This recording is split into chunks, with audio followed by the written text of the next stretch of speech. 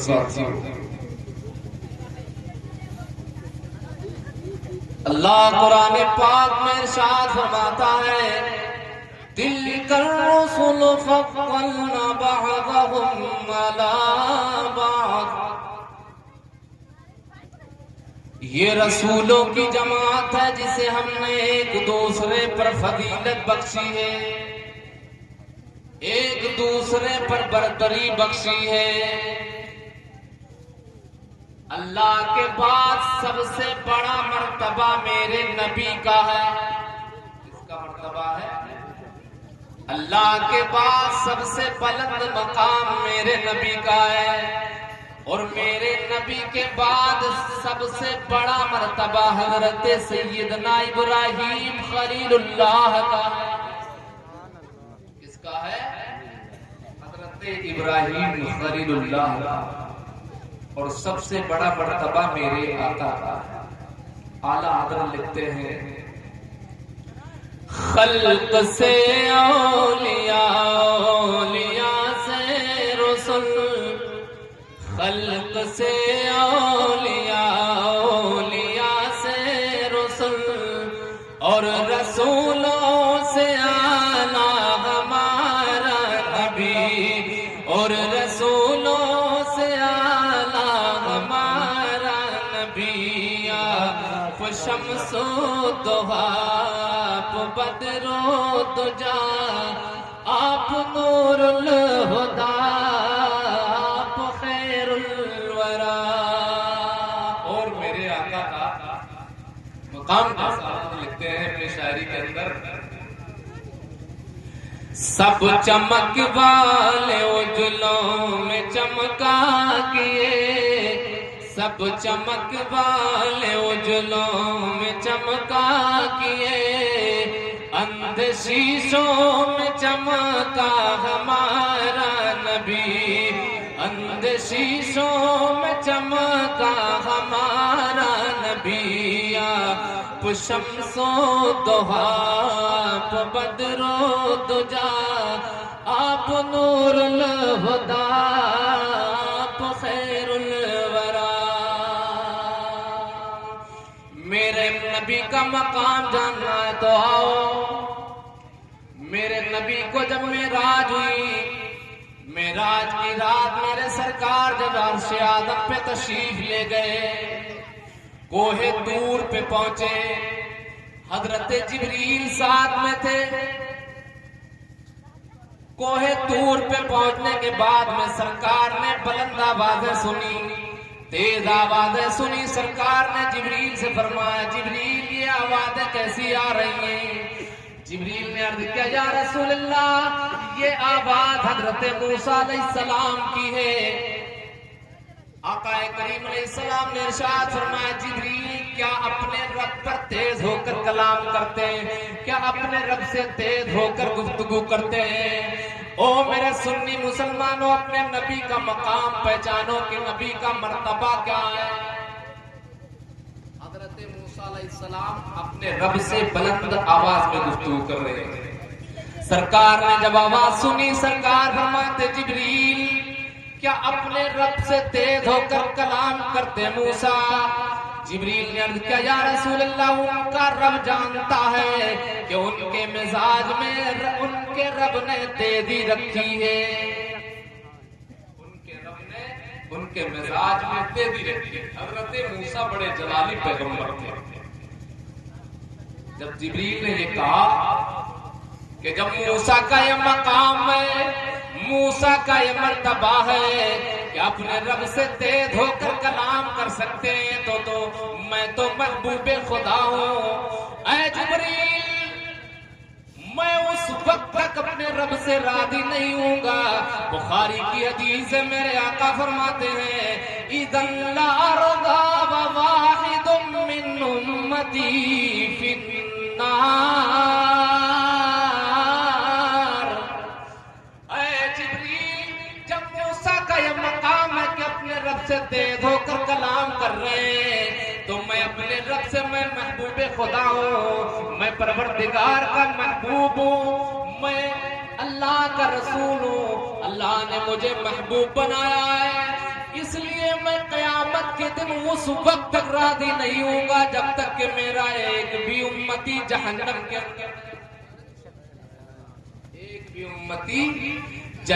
کے اندر ہوگا، اس وقت تک میں اپنے رب سے راضی نہیں ہوں گا۔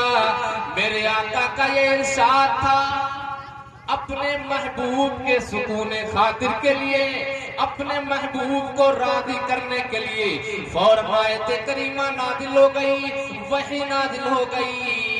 اللہ نے ارشاد فرما دیا، قرآن کریم اس بات پر شہادت ہے، قرآن کریم گواہی دے رہا ہے، وَلَسَوْفَ يُعْطِيكَ رَبُّكَ فَتَرْضَىٰ، اے میرے محبوب تمہارا رب بروز قیامت اتنا عطا فرمائے گا کہ آپ خود بخود راضی ہو جاؤ، خود بخود راضی ہو جاؤ گے۔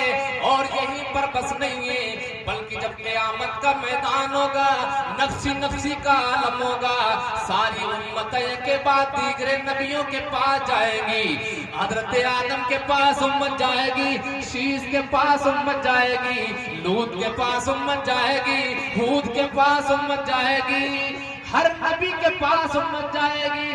آخر میں حضرت عیسیٰ علیہ السلام کے پاس امت جب پہنچے گی تو حضرت عیسیٰ کہیں گے، اے لوگوں اب کسی کے پاس جانے کی ضرورت نہیں ہے، اب ادھر ادھر بہکنے کی ضرورت نہیں ہے، اب وہ دیکھو تمہارے پاس تمہارے محبوب آ رہے ہیں، نبی آخر الزمان آ رہے ہیں، آج جو مقام ملا ہے، آج جو منصب ملا ہے، آج جو مرتبہ ملا ہے، وہ ان کے علاوہ کسی کو نہیں ملا ہے۔ آقا کریم فرماتے ہیں کہ اس دن کا عالم یہ ہوگا کہ رب قدیر مجھے کچھ ایسے الفاظ عطا فرمائے گا، ان الفاظ کے ذریعے میں اپنے رب کی ایسی تعریف و توصیف بیان کروں گا کہ اس تعریف و توصیف میں جتنا رب چاہے گا اتنی دیر تک میں رب کی تعریف بیان کرتا رہوں گا۔ اور پھر ارشاد ہوگا، بخاری کی حدیث آقا فرماتے ہیں، اللہ فرمائے گا، یا محمد ارفع راسک وصلت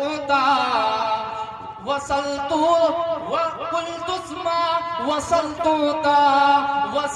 واشفع تشفع، اے میرے محبوب، اے محمد صلی اللہ علیہ وسلم، آپ سجدے سے سر اٹھائیے، آپ کہو، آپ کی بات مانی جائے گی، آپ مانگو جو مانگو گے دیا جائے گا، اور اے میرے محبوب آپ شفاعت کرو، آپ کی شفاعت قبول کی جائے گی۔ اس دن میرے نبی کے علاوہ کسی کو یہ مقام نہیں ملا ہوگا، کسی کو یہ مرتبہ نہیں ملا ہوگا، کسی کو یہ عظمت نہیں حاصل ہوگی کہ رب کے حضور کسی کی سفارش کرے۔ میرے نبی کو مقام دیا جائے گا، میرے نبی کو منصب ملے گا، شفاعت کبریٰ کا حق ملے گا، میرے نبی شفاعت فرمائیں گے۔ او لوگوں، تمہارے نبی کا کتنا بلند مقام ہے، کتنا اعلیٰ مقام ہے، اور یاد رکھو نبی کی شان میں گستاخی کرنے سے کیا ہوا؟ نبی کا مرتبہ بعد خدا سب سے بلند ہے۔ آپ کو یاد ہوگا، نہیں یاد ہوگا تو آپ سن لیجئے کہ ایک شخص جس کا نام ہے بلعام بن باور، کیا نام ہے؟ بلعام بن باور، بڑا اپنے دور کا بڑا زبردست عالم تھا اور مستجاب الدعوات تھا، اس کی دعا رد نہیں ہوتی تھی، اور اس کی درسگاہ کا یہ عالم تھا کہ اس کی درسگاہ میں قریباً 12,000 دواتیں موجود رہتی تھی، 12,000 دواتیں موجود رہتی تھی، یعنی 12,000 طالب علم اس کی درسگاہ میں موجود رہتے۔ بڑا متقی تھا، بڑا پرہیزگار تھا، دعا کبھی رد نہیں ہوتی تھی۔ حضرت موسیٰ علیہ السلام جب قوم جبارین سے جہاد کرنے کے لیے نکلے تو حضرت موسیٰ علیہ السلام بنو اسرائیل کے ایک لشکر جرار کو لے کر کے روانہ ہوئے۔ اور یہ بلعام بن باور جو مستجاب الدعوات تھا، جس کی دعا کبھی رد نہیں ہوتی تھی، اس کے پاس اس کی قوم پہنچی، گھبرائی ہوئی تھی، کہنے لگی او بلعام بن باور تم مستجاب الدعوات ہو، تمہاری دعا کبھی رد نہیں ہوتی، تمہاری دعا رب کی بارگاہ میں قبول ہوتی ہے۔ حضرت موسیٰ علیہ السلام اپنی قوم بنی اسرائیل کو لے کر کے ہم پر حملہ کرنے آ رہے ہیں، اور ہم پہ حملہ کر کے ہماری زمین سے ہم ہی کو نکال دیں گے اور اپنی قوم بنی اسرائیل کو اس زمین پر آباد کریں گے۔ اے بلعام بن باور تمہاری دعا رد نہیں ہوتی، اس لیے چلو موسیٰ علیہ السلام کے خلاف بد دعا کر دو، تاکہ حضرت موسیٰ علیہ السلام اور ان کا لشکر ہم پر حملہ نہ کر سکے اور حملہ میں کامیاب نہ ہو سکے، واپس چلا جائے، ہماری زمین بچ جائے۔ بلعام بن باور نے کہا او میری قوم تیرا برا حال ہو، تو کیا کہہ رہی ہے کہ ایک اللہ کے نبی کے خلاف بد دعا کرنے کے لیے میرے اعمال تباہ ہو جائیں گے، میرے اعمال برباد ہو جائیں گے، میں تباہ ہو جاؤں گا۔ بالآخر بلعام بن باور کی قوم اصرار کرتی رہی، بڑی منت و سماجت کرتی رہی، تحفہ اور تحائف پیش کیے، ہدایہ پیش کیے۔ بالآخر اس نے کہا کہ میں استخارہ کروں گا، استخارہ کرنے کے بعد اگر مجھے اجازت مل جائے گی تو میں موسیٰ علیہ السلام کے خلاف بد دعا کروں گا۔ کیا کہا؟ سن رہے ہیں؟ سمجھ میں آ رہی بات؟ ارے بھائی سمجھ میں آ رہی ہے تو بولے ورنہ بڑھ جائے۔ اگر سمجھ میں آ رہی بات تو ہاتھ اٹھائیں۔ آ رہی بات؟ کیا کہا؟ میں استخارہ کروں گا، استخارہ کرنے کے بعد میں اگر مجھے اجازت مل جائے گی تو میں بد دعا کروں گا موسیٰ علیہ السلام کے خلاف۔ استخارہ کیا، استخارہ کرنے کے بعد بھی حضرت موسیٰ علیہ السلام کے خلاف بد دعا کرنے کی اجازت نہ ملی۔ جب اجازت نہ ملی تو پھر بلعام بن باور کی قوم اس کے پاس آئی اور کہنے لگی اگر آپ دعا نہیں کرو گے تو ہم ہلاک ہو جائیں گے، ہمیں ہماری زمین سے نکال دیا جائے گا۔ خوب تحفہ اور تحائف پیش کیے تو بلعام بن باور راضی ہو گیا اور وہ حسبان نامی پہاڑی کی طرف چل دیا۔ پہاڑی کی طرف جب چلتا ہے تو اپنے گدھے پر سوار ہو اور گدھے کو جب موسیٰ علیہ السلام کی قوم بنو اسرائیل کی طرف پھیرتا ہے، موڑتا ہے تو گدھا اس طرف رخ نہیں کرتا، اس طرف جانے کے لیے راضی نہیں ہوتا ہے، لیکن بلعام بن باور مار مار کر کے بنو اسرائیل کی طرف موڑ رہا ہے۔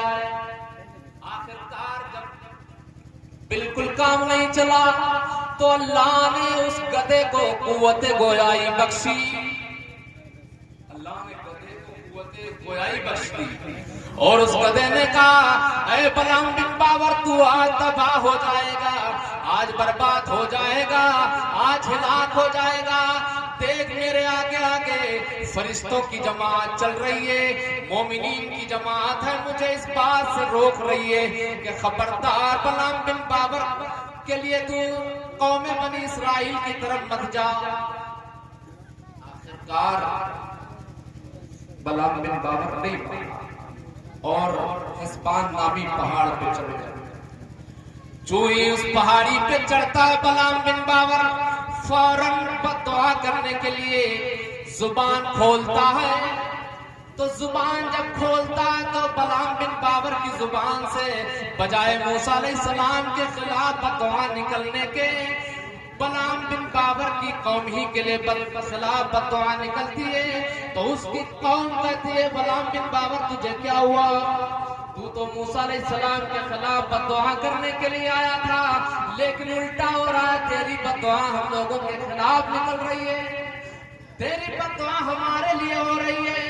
بلعام بن باور نے کہا ہے افسوس، آج میں تباہ ہو گیا، برباد ہو گیا، میں کہتا کچھ ہوں اور میری زبان سے نکلتا کچھ اور ہے، میں بد دعا کرتا ہوں موسیٰ علیہ السلام کے خلاف اور بد دعا نکلتی ہے تمہارے خلاف۔ اللہ تبارک و تعالیٰ نے اس پر یک بارگی نہ کہا، اچانک عذاب و قہر نازل فرما دیا۔ بلعام بن باور کی زبان منہ سے لٹک گئی اور ایسی لٹکی کہ اس کی زبان سینے تک آ گئی۔ وہ کہنے لگا وہ میری قوم میں آج ہار گیا، میرے اعمال تباہ ہو گئے، میرے اعمال برباد ہو گئے، میں اب اس کے علاوہ میری دعا قبول نہیں ہوگی کبھی۔ ایسا کرو میں تمہیں ایک مکر بتاتا، کیا کہا؟ میں تمہیں مکر بتا رہا ہوں، میں تمہیں ایک چال بتاتا ہوں کہ اگر تم نے اس پر عمل کر لیا تو بنو اسرائیل تم پر حملہ نہیں کر پائیں گے، اپنے حملے میں کبھی کامیاب نہیں ہوں گے۔ موسیٰ علیہ السلام کو کامیابی نہیں ملے گی۔ او لوگوں سنو، مال، دولت، عورت کیا ہوتی ہے؟ انسان کو کیا سے کیا بنا دیتی ہے؟ مال کی لالچ اور عورت کی لالچ انسان کو کہاں سے کہاں پہنچاتی ہے۔ سنو، بلعام بن باور نے کہا کہ حضرت موسیٰ علیہ السلام کی قوم بنو اسرائیل کے لشکر کے درمیان میں تمہیں یہ مشورہ دیتا ہوں کہ جاؤ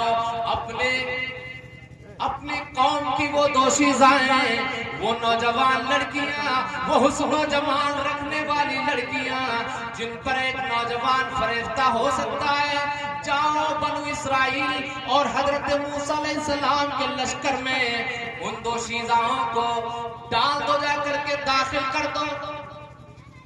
اگر ایک بھی نوجوان بنو اسرائیل کا، موسیٰ علیہ السلام کی قوم کا ایک نوجوان بھی اگر کسی ایک عورت پر عاشق ہو گیا تو وہ کبھی تم پر کامیاب نہیں ہوں گے، وہ تم پر کبھی کامیاب نہیں ہوں گے۔ بلعام بن باور کو قوم نے چال بتائی ہے، مکر بتایا۔ بلعام بن باور نے یہ چال بتائی، اس کی قوم نے کیا کیا کہ وہ دوشیزائیں، وہ نوجوان لڑکیاں جو حسن و جمال والی تھی، حضرت موسیٰ علیہ السلام کے لشکر میں داخل کر دیا۔ موسیٰ علیہ السلام قوم بنی اسرائیل کا ایک رئیس، ایک نوجوان، ایک حسین و جمیل عورت پر فریفتہ ہو جاتا ہے، اس کے عشق میں مبتلا ہو جاتا ہے۔ وہ اس عورت کو وہ رئیس اپنی گود میں بٹھا کر کے موسیٰ علیہ السلام کی بارگاہ میں لے کر کے آتا ہے اور موسیٰ علیہ السلام سے کہتا ہے اے میرے پیغمبر یہ بتائیے یہ عورت میرے لیے حلال ہے یا حرام ہے؟ حضرت موسیٰ علیہ السلام فرماتے ہیں نہ حجاج، یہ عورت تیرے لیے ہرگز حلال نہیں ہو سکتی، تیرے لیے حرام ہے، اسے چھوڑ دے۔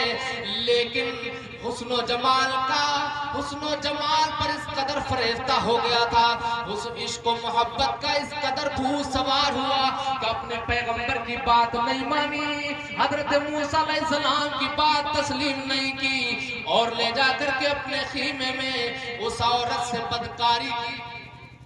کیا کیا؟ بدکاری کری، اور اس بدکاری کے نتیجے میں اللہ نے وہ عذاب نازل فرمایا قوم بنی اسرائیل پر، وہ وبا پھیل گئی قوم بنی اسرائیل پہ کہ روایتوں میں آیا کہ 1 گھنٹے کے اندر 70,000 آدمی ہلاک ہو گئے، 70,000 آدمی تباہ و برباد ہو گئے، اور آخرکار حضرت موسیٰ علیہ السلام کو ناکامیابی ملی۔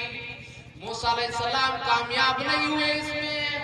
اور آپ ذرا غور کریں کہ مال اور عورت اور زنا کتنا خطرناک جرم ہے کہ 70,000 آدمی تباہ ہوئے، 70,000 آدمی مر گئے صرف ایک زنا کی وجہ، صرف ایک زنا کی وجہ سے اللہ نے کامیابی دے دی اور 70,000 آدمی مر گئے۔ ایسی اللہ نے بیماری پیدا کیا۔ آج ہماری قوم کا کیا حال ہے؟ اس سے یہ ثابت ہوتا ہے، اس سے معلوم ہوتا ہے کہ اللہ نے اپنے نبیوں کو کیا مقام عطا فرمایا کہ ایک طرف تو بلعام بن باور جو مستجاب الدعوات تھا، اس کی زبان اس قدر منہ سے باہر آئی کہ سینے تک آ گئی، اور اللہ نے اس پر ایسا عذاب نازل فرمایا کہ تا دم حیات اس کی زبان اسی حال پہ قائم رہی، اور بے ایمان مرا، عالم تھا بے ایمان مرا، دنیا ہی میں اللہ نے عذاب دے دیا۔ تو وہ لوگوں مال کے چکر میں، عورت کے چکر میں اپنی آخرت تباہ نہ کرو، کسی نبی کے خلاف زبان درازی نہ کرو، ورنہ یاد رکھو تمہارے اعمال برباد کر دیے جائیں گے، تمہارا نام اعمال سے نام مٹا دیا جائے گا، تم ہلاک کر دیے جائے گا۔ نبی کی شان اور نبی کی شان میں گستاخی کا انجام آپ نے دیکھ دیا۔ او میرے ملت کے نوجوانوں، او میری ماں اور بہنیں سنیں، اگر اللہ نے حسن و جمال دیا ہے تو آپ نیک بننے کی کوشش کرو۔ اسی شب معراج میں جب میرے سرکار جنت و دوزخ کی سیر کر رہے تھے، سرکار جب تشریف لائے تو آقا نے بخاری کے حدیث میں ارشاد فرمایا، یا معاشر النساء تصدقنا، اے عورتوں کی جماعت تم صدقہ کیا کرو۔ آقا کریم علیہ السلام نے ارشاد فرمایا، اے عورتوں کی جماعت تم صدقہ کیا کرو۔ عورتوں نے عرض کیا، یا رسول اللہ، قلنا لما یا رسول اللہ، اے اللہ کے رسول صدقہ کرنے کی وجہ کیا ہے؟ تو آقا نے فرمایا، اُرَيْتُكُنَّا مِنْ اکثر اہل النار، کی جماعت میں نے تمہاری جہنم کے اندر کثرت دیکھی ہے، اس لیے تم صدقہ کیا کرو، اس لیے تم صدقہ کیا کرو، میں نے جہنم میں تمہاری کثرت دیکھی ہے۔ عورتوں نے پھر پوچھا، یا رسول اللہ اس کی وجہ کیا ہے؟ آقا فرماتے ہیں، وَتَكْفُرُنَ الْعَشِيرَ،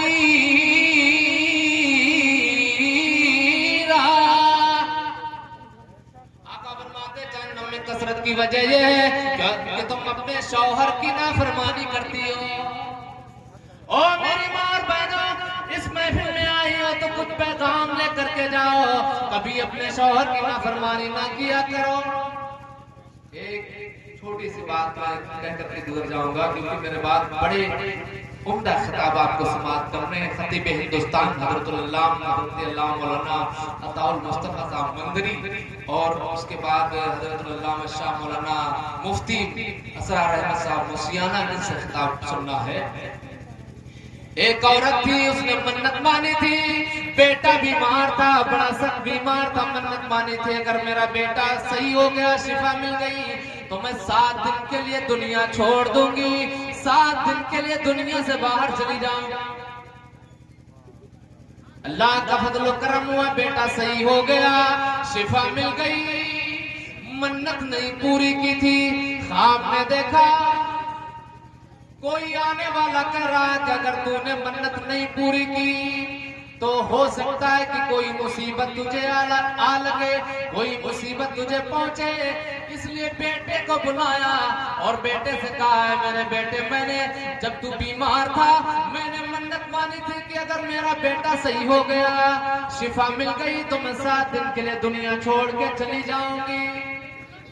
بیٹے نے کہا، ماں میں چل رہا ہوں۔ پھاڑا اٹھایا، ماں بھی جلدی قبرستان پہنچے، قبر کھودی گئی، قبر کھودنے کے بعد میں اسی ماں کو جس نے یہ منت مانی تھی کہ 7 دن کے لیے دنیا چھوڑ کے چلی جاؤں گی، قبر کے اندر لٹا دیا، مٹی برابر کر دی، مٹی اونڈیل دی گئی، اور جب قبر تیار ہو گئی تو بیٹے سے کہا، بیٹے اب تو چلا جا، 7 دن کے بعد آنا، میں 7 دن کے لیے دنیا چھوڑ رہی ہوں۔ بیٹا گھر کو چلا گیا، اس عورت کی قبر سے ایک روشنی پھوٹ رہی تھی، اسی روشنی سے وہ دیکھ رہی تھی کہ ایک چٹیل میدان ہے اور وہ دو عورتیں اس عورت کو بلا رہی ہیں۔ جب ان 2 عورتوں نے اس عورت کو بلایا تو وہ عورت ان دونوں عورتوں کے پاس پہنچی، اور کیا دیکھتی ہے کہ ایک چٹیل میدان ہے اور اس چٹیل میدان پہ ایک چبوترا بنا ہے، اسی چبوترے پہ ایک عورت ایسی ہے جس کے سر پہ آرا چلایا جا رہا ہے، ایک عورت ایسی ہے کہ جس کے سر پہ آرا چلایا جا رہا ہے۔ اس عورت نے پوچھا، جو عورت منت پوری کرنے کے لیے 7 دن کے لیے قبر کے اندر لیٹی تھی، قبر کے اندر گئی تھی، اس نے کہا میری بہن تو نے کون سا ایسا گناہ کیا تھا، کون سی ایسی خطا ہو گئی تھی، کون سا ایسا جرم ہو گیا تھا کہ جس کی سزا تو آج یہاں بھگت رہی ہے، جس کی سزا تجھے مل رہی ہے۔ اس عورت نے کہا میری بہن میں وہ ناانجار عورت ہوں، میں وہ بدبخت عورت ہوں کہ جس وقت میں نے دنیا کو چھوڑا تھا، جس وقت میں نے دنیا کو رخصت کیا تھا، جس وقت میں الوداع ہوئی تھی، اس وقت میرا شوہر مجھ سے ناراض تھا۔ میرے شوہر کی ناراضگی کے سبب اللہ نے مجھے وہ عذاب دیا ہے کہ میرے سر پہ آرا چلایا جا رہا ہے، آرا چلایا جاتا ہے تو میرے جسم کا ایک حصہ کٹ کر کے ادھر گرتا ہے، دوسرا کٹ کر کے ادھر گرتا ہے۔ اور ایک دوسری عورت جس کے سر پہ پرندے اپنے پروں سے ہوا کر رہے تھے، جب وہ منت پوری کرنے والی عورت اس کے پاس پہنچتی اور کہتی ہے اے میری بہن تو نے کون سا ایسا عمل کیا تھا، کیا کیا تھا کہ جس کی بنیاد پر آج تجھے یہ انعام ملا ہے، جس کی بنیاد پر تجھے یہ بزرگی عطا کی ہے کہ تیرے سر پہ پرندے اپنے پروں سے ہوا کر رہے ہیں۔ میری پیاری بہن، جس وقت میں نے دنیا کو الوداع کہا تھا، جس وقت میں رخصت ہوئی تھی، اس وقت میرا شوہر مجھ سے راضی تھا۔ یہاں آنے کے بعد میں اللہ تبارک و تعالی نے مجھے وہ انعام عطا فرمایا ہے کہ جس کے نتیجے میں آج پرندے میرے سر پہ اپنے پروں سے ہوا کر رہے ہیں۔ او میری ماں اور بہنوں سنو، اپنے شوہروں کی نافرمانی نہ کیا کرو۔ شوہر سے بڑھ کر کے اس دنیا میں باپ کے بعد تمہارا کوئی ہمدرد نہیں ہو سکتا ہے، نہ بھائی ہو سکتا ہے، نہ پڑوسی ہو سکتا ہے، نہ رشتہ دار ہو سکتا ہے۔ اگر باپ کے بعد اگر کسی کا مقام اور مرتبہ ہے، اگر کوئی تمہارا ہمدرد ہے، اگر تمہارا کوئی رفیق غم ہے تو وہ تمہارا شوہر ہے۔ ماشاءاللہ، نعرہ تکبیر، نعرہ تکبیر، نعرہ رسالت، نعرہ رسالت، علامہ تعالی مصطفیٰ امجدی صاحب قبلہ، نعرہ تکبیر، نعرہ رسالت۔ تو اس عورت نے کہا ہے میری پیاری بہن مجھے قبر کے اندر عذاب دیا جا رہا ہے میرے شوہر کی نافرمانی کی وجہ سے۔ جب قبر کے اندر تیرے 7 دن پورے ہو جائیں اور تو دنیا کے اندر جانا، اگر میرا شوہر مل جائے تو میرا شوہر سے سفارش کر دینا، یہ گزارش کر دینا کہ تیری بیوی کو قبر کے اندر عذاب دیا جا رہا ہے، اگر تو معاف کر دے گا، یہ حق العبد ہے، اگر تو معاف کر دے گا تو رب قدیر معاف فرما دے گا، میری یہ سزا دور ہو جائے گی، مجھ سے یہ عذاب دور کر دیا جائے گا۔ جب 7 دن پورے ہوئے تو وہ اس عورت کا بیٹا آیا اور اس نے قبر کو کھولا۔ کھولنے کے بعد میں جب وہ عورت اپنے گاؤں میں گئی تو اس عورت نے اس کے شوہر کو تلاشنا شروع کر دیا، اور جب تلاشتی ہے تو اس کا شوہر ملتا ہے، اس شوہر سے کہتی ہے چائے مت کاٹو، بیچ میں ڈسٹرب مت کرو۔ اس عورت نے اس کے شوہر سے کہا کہ اے فلاں کے شوہر، میں نے تیری عورت کو عذاب قبر میں مبتلا دیکھا ہے، تیری نافرمانی کرنے کی وجہ سے اس نے سفارش کی ہے کہ جب دنیا کے اندر جانا تو میرے شوہر سے میری سفارش کر دینا کہ میرا شوہر مجھے معاف کر دے، اگر اس نے معاف کر دیا تو معبود حقیقی مجھے معاف فرما دے گا، میرے عذاب میں کمی ہو جائے گی۔ اس نے جب سنا کہ میری اہلیہ کو قبر کے اندر عذاب ہو رہا ہے تو کون شوہر یہ نہیں چاہے گا کہ میری بیوی کو قبر میں عذاب دیا جا رہا اور میں اسے معاف نہ کروں۔ شوہر کو رحم آ گیا، شوہر کو ترس آیا، شوہر نے معاف فرما دیا، اور جب شوہر نے معاف کیا تو اللہ رب قدیر نے معاف فرما دیا۔ پھر وہی عورت اس کے سامنے آئی اور کہنے لگی پیاری بہن تیرا بڑا احسان ہے کہ تو نے میرے شوہر سے میری معافی کروا دی، اور اس کے معاف کرنے کی بنیاد پر رب قدیر نے مجھے معاف کر دیا، میرے عذاب میں کمی ہو گئی۔ وہ لوگوں یاد رکھو، نبی کا مقام جانو، نبی کا مرتبہ جانو، نبی کی شان میں گستاخی مت کرو، اپنا عقیدہ مضبوط رکھو، اور عورت اور مال کے چکر میں اپنی دنیا اور آخرت تباہ نہ کرو۔ میرے بات ابھی بہت عمدہ خطاب ہے، اس لیے میں اپنی تقریر کو سمیٹنے کی کوشش کروں گا، لیکن یہ عورت جو میں نے بیان یہی عورت اس کی دو صورتیں ہیں۔ یہ عورت سب سے پہلے دنیا پر اگر کوئی قتل ہوا ہے تو وہ عورت ہی کی بنیاد پر ہوا۔ حضرت آدم علیہ السلام کے بیٹے قابیل اور حابیل،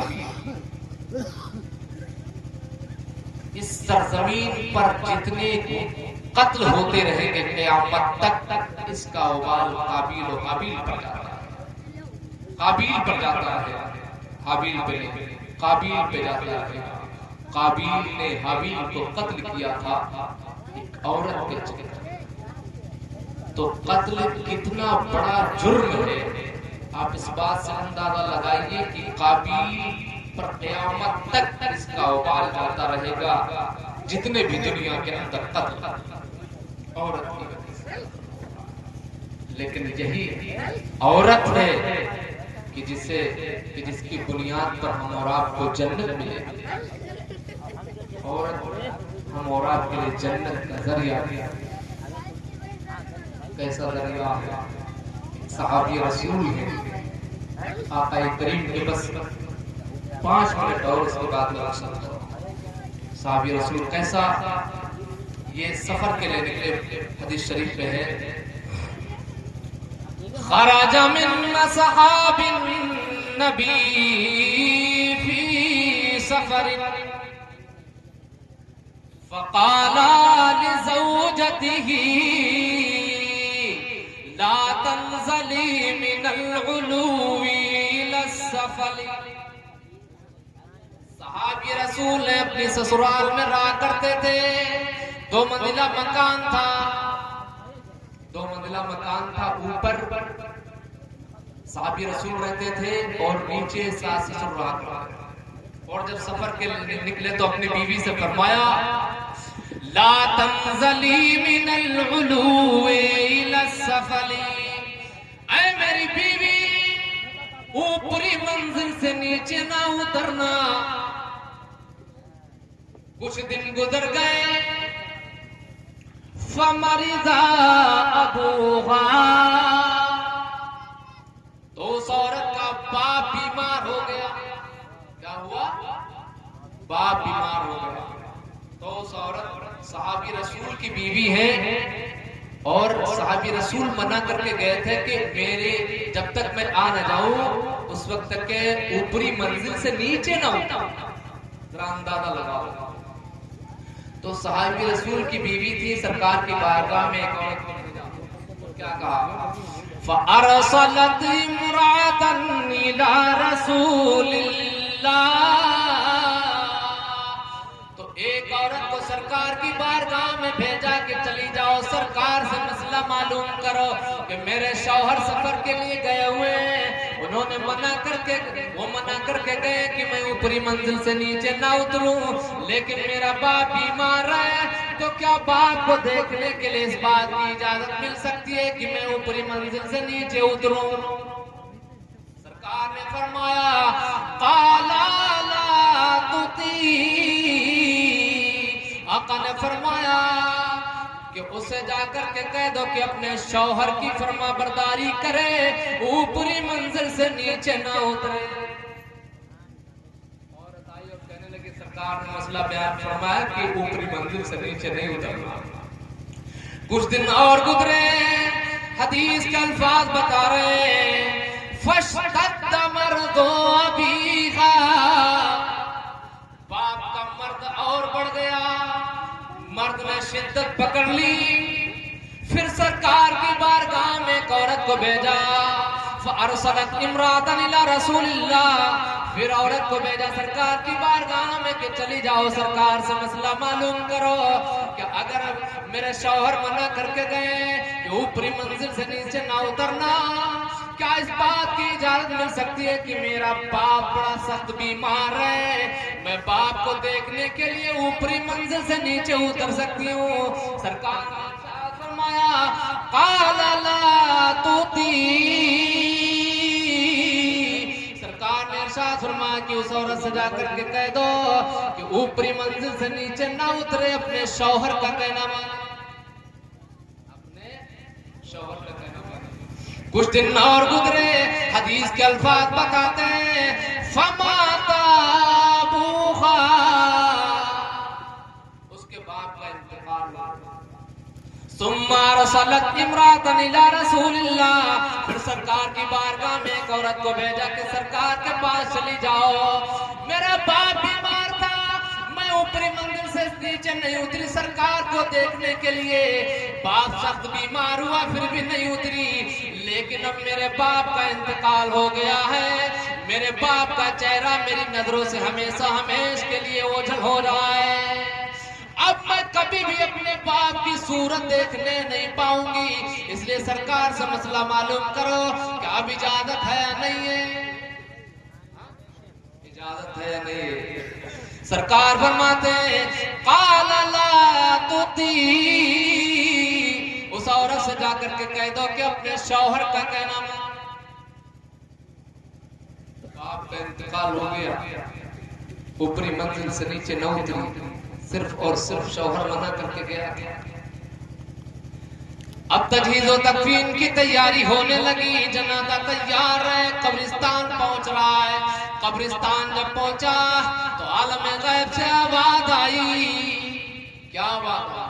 آقا فرماتے ہیں او میرے پیارے صحابہ، اللہ فرما رہا ہے قد غفرتہ بحسنات بنتہ، یہ جو مرنے والا آدمی ہے، یہ جو مرنے والا شخص ہے، یہ اپنے اعمال کی بنیاد پہ جنت میں نہیں جا رہا ہے، یہ روزے کی وجہ سے جنت میں نہیں جا رہا ہے، یہ حج کی وجہ سے جنت میں نہیں جا رہا ہے، یہ زکوٰۃ کی وجہ سے جنت میں نہیں جا رہا ہے، یہ نماز کی وجہ سے جنت میں نہیں جا رہا ہے، بلکہ یہ اپنی بیٹی کی نیکیوں کی وجہ سے جنت جا رہا ہے، اپنے بیٹی کی نیکیوں کی وجہ سے اس کی آج اللہ نے مغفرت فرما دیے، بخشش فرما دیے۔ معلوم کیا ہوا کہ اگر عورت نیک ہے تو اس کا شوہر بھی جنتی ہوگا اور اس کے ماں باپ بھی جنت میں جائیں گے۔ او میری ماں اور بہنوں سنو، اپنے آپ کو نیک اور صالح بنانے کی کوشش کرو، اور میں اپنے نوجوان کو یہ پیغام دینا چاہوں گا کہ اپنے نبی کا مرتبہ پہچانو، کبھی نبی کی شان میں گستاخی مت کرنا، ورنہ تمہاری دعائیں تمہارے اعمال تباہ کر دیے جائیں گے، تم برباد ہو جاؤ گے، ایمان ہاتھ سے رخصت ہو جائے گا۔ رب قدیر سے دعا ہے کہ ٹوٹے پھوٹے جملوں میں جو غلطیاں خامیاں ہوئی ہوں، رب قدیر اپنے پیارے محبوب مکرم صلی اللہ علیہ وسلم کے صدقے و توسل سے معاف فرمائے۔ استغفر اللہ ربی